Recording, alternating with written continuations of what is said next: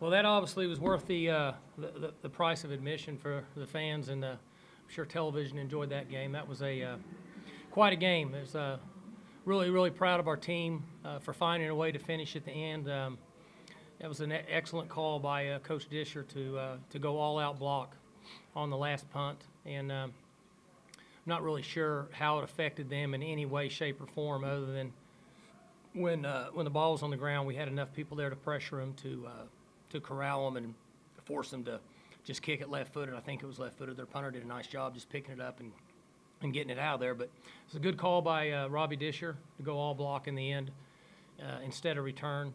And really proud of Ben Grogan. He may be the only kicker in the history of college football to take delay of games when he's on the field with 23 seconds to kick a field goal.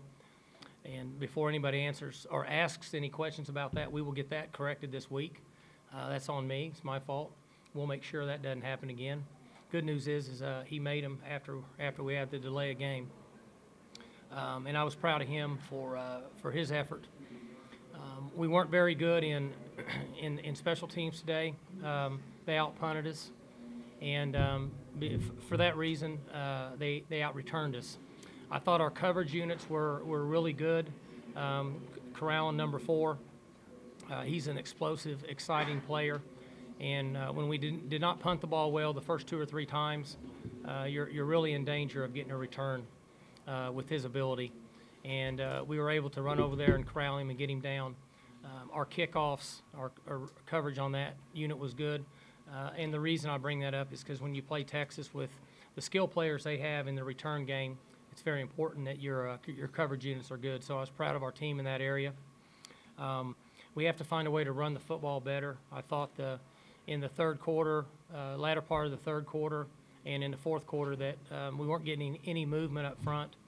We had some concerns coming in the game with our matchups up front, and we have to get better and improve in those areas to be able to establish a little bit more so we can throw the ball. Early in the game, we were able to throw it because we were popping a few runs in there, and it doesn't take smartest guy to figure out that if you're not running the ball at all, it makes it difficult to throw. So there's a lot of areas that we can improve as a football team, and just proud of our team for finding a way to win on the road. Mike, what was going on the quarterback shuffle during the fourth quarter? You went with J.W. a lot in non-short yardage situations. Trying to manage a little bit in the running game and trying to mix up with some of the looks. I thought that Vance did a nice job on some stuff latter part of the third quarter and fourth quarter, so we were trying to kind of counter. Kind of got our hands tied a little bit there, trying to go for the best, trying to find the best matchup. Mason had 2 ill-advised throws. Of course, everybody knows about it. The one return for a touchdown on our sideline. A corner slipped out of deep coverage and came underneath the throw on the outcut. He made a nice play, a nice read on his part. Sometimes that happens. I've been there. I've done the same thing. Wasn't fired up about it when it happened, and it was a bad time. But that can be the case at times when you play these guys. And, they're skilled. If you get the ball in the air, they'll make a play.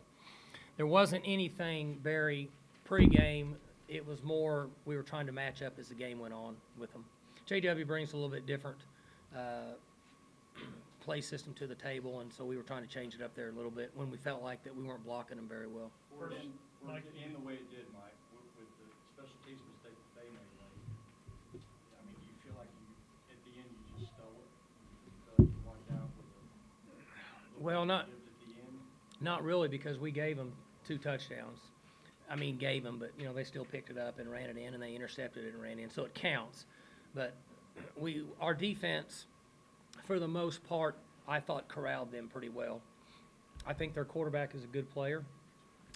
As I said in my Monday press conference, that I think they found a quarterback, and just from an outside looking in, he impressed me in the way he played the game. I thought he was pretty composed. What kind of emphasis did you put on maintaining him? Because he did better. We did a good job. He made his plays, but I thought he would make more than that, and I think that we corralled him. I thought that Joe Bob did a good job with our D-line, but not rushing too far up the field and creating lanes. And I know our backers were in some zone but also trying to eye the quarterback so they could work sideways and build a wall when he was running. He causes some problems. I mean, I don't think that's any secret. And what really concerns me in the future in defending him is he's faster than you think. When he starts running around the side and guys can't get to him, because our defense, I think, is pretty fast. I could be wrong, but we run pretty well. When he gets out there and starts going, he's hard to corral. What was your issue with the headsets today, Mike? They never work. At any point? Well, let me back up. The defense never worked. The offense was on and off the entire first half, so we just quit using them. We didn't have any communication from the top from defense in the entire first half. And then offensively, it was so spotty that it really wasn't worth it. So I just told our guys to come down in the second half because we didn't have any communications. How did that affect whether it was conservative first down play calling in the first half or looking at the run sets? You know, you were trying to run against a 7 or 8 man box, whatever that was. How did that affect the way you guys were executing? Well, I didn't think we were very conservative. I thought in the first half, in the first quarter, we were really wide open. First down in particular is what I was talking about. 19 first down plays, 14 rushing calls. In the first half? Yeah. Okay, then we were conservative. A good call. Mike, continuing to be conservative. Oh, I'm sorry. That didn't affect it. Offensively, it was a spotty connection. We just didn't have any on defense. So I would agree with you. What did change? I mean, because your first 2 drives, you scored, and it looked like they can't stop you. Mhm. And obviously changed. What was the biggest change? They made a few adjustments in our running game, and we popped them on some play action passes, some real quick plays, and we made good throws and good catches.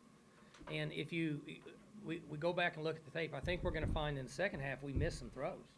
I think we threw the ball back here 2 or 3 times. I think we had 47 running in the middle of the field open, and we threw it over his head, and it was an interception, I think we just missed 3 or 4 throws. And for us, we're a decent offense, but it's still when we get in second 11s and third 9s it's difficult for us to overcome them. And in the first half, I thought Mason was hitting his throws. We were staying on the chains. In the second half, we were missing some throws. We were not a very good running team, and that's the result. Your numbers suggested your defense was playing good with a 3-0 record. Did it satisfy you today? I mean, did that reinforce those numbers, the way you guys played defensively overall today? I think our defense played pretty good. And again, you know, it's up for debate. People can argue where they're at offensively or whatever, but you're still in league. You're still playing on the road. You're still playing against a team that has skill players and talent that can make plays. I think their quarterback's a good player. The offense put the defense in a bad situation at least 3 times in the second half. And another time or 2, we had a poor punt and put our defense in a bad situation. I thought they rose to the occasion.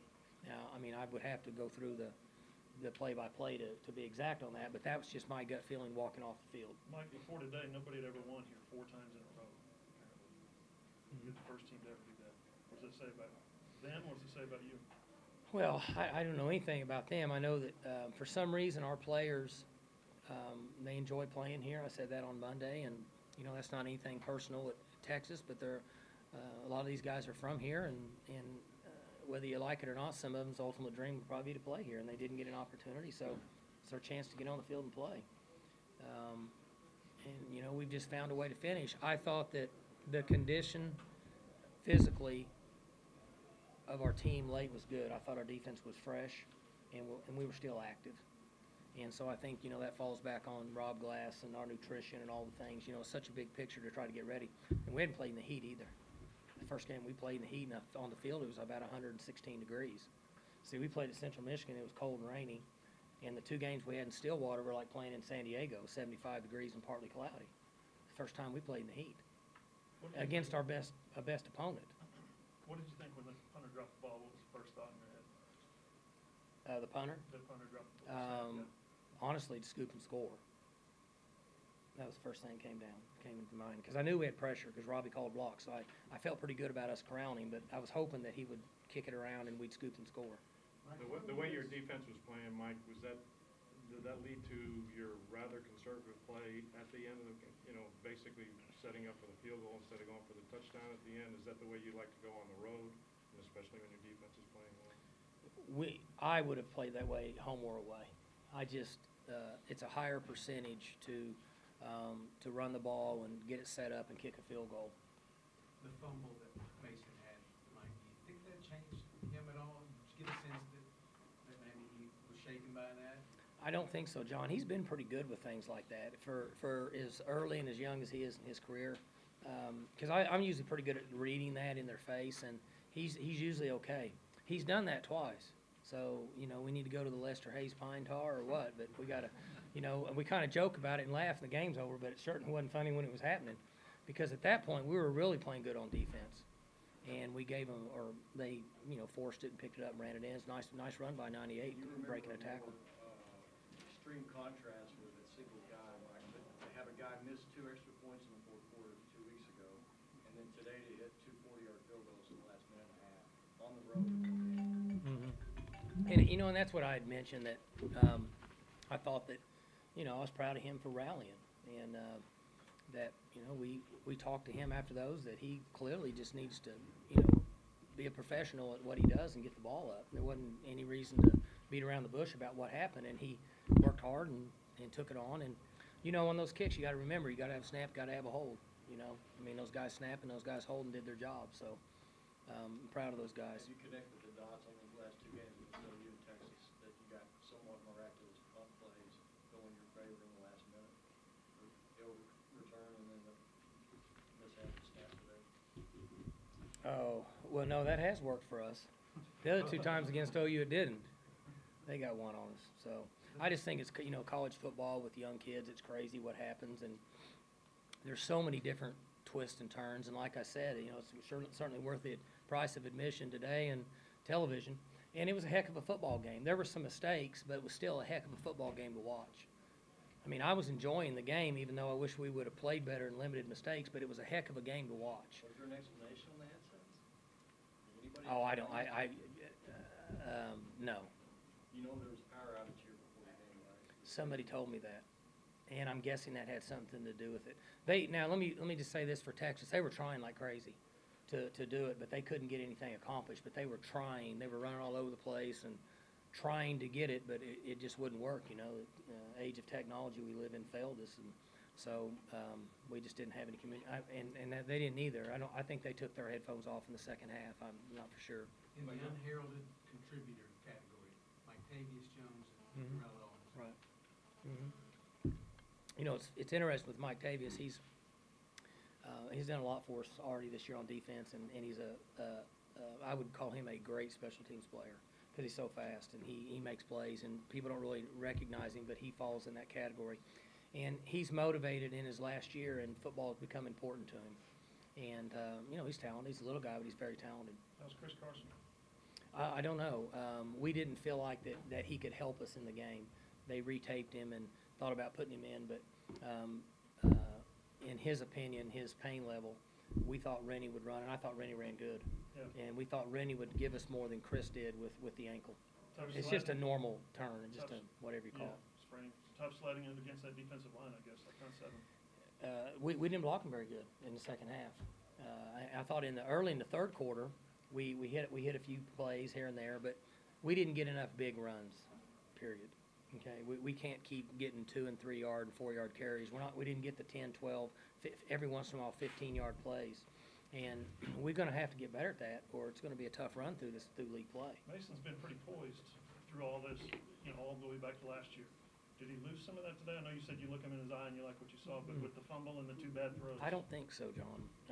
I look at him. I saw him on the bench. He's fine. He communicates. He knows what happened. And see, they weren't misreads. They were just poor throws. And there's a difference. When they're misreads, now you got concerns because they're not seeing it. He was seeing it. He just had a poor throw. Now, the one pick for a touchdown, the corner came off in a deep coverage. He was in quarters coverage. He should have been playing back. He slipped off.